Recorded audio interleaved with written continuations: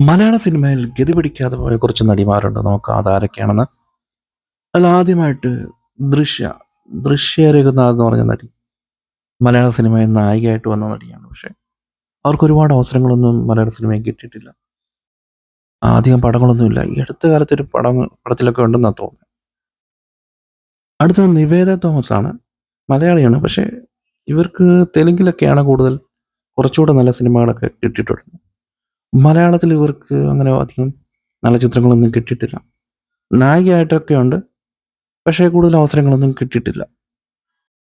ദൃശ്യം എന്നൊരു സിനിമ ഇല്ലായിരുന്നെങ്കിൽ അൻസിബ ഹസനെ ആരും തിരിച്ചറിയുക പോലും ഉണ്ടാകില്ല. അതുപോലൊരു നടിയാണ്. ഒരുപാട് ചിത്രങ്ങളിൽ അഭിനയിച്ചിട്ടുണ്ടെങ്കിലും അൻസിബ ഹസനെ നമ്മൾ അധികം ആർക്കും അറിയത്തില്ല. ബിഗ് ബോസിലൊക്കെ വന്നുകൊണ്ട് കുറച്ച് പേർക്കെങ്കിലും അറിയാമായിരിക്കും. ദൃശ്യം എന്ന സിനിമ ഉള്ളതുകൊണ്ടാണ് ഇവർ അറിയപ്പെടുന്നത്. മലയാളത്തിൽ ബാലതാരമായി വന്നിട്ടുണ്ടെങ്കിൽ അവർ വലുതാകുമ്പോൾ ഒരു പടത്തിലെങ്കിലും നായികയാവും. എന്നാൽ എസ്തറലിനെയൊക്കെ ഒരു സിനിമയിൽ നമ്മൾ നായികയായിട്ട് കണ്ടിട്ടില്ല.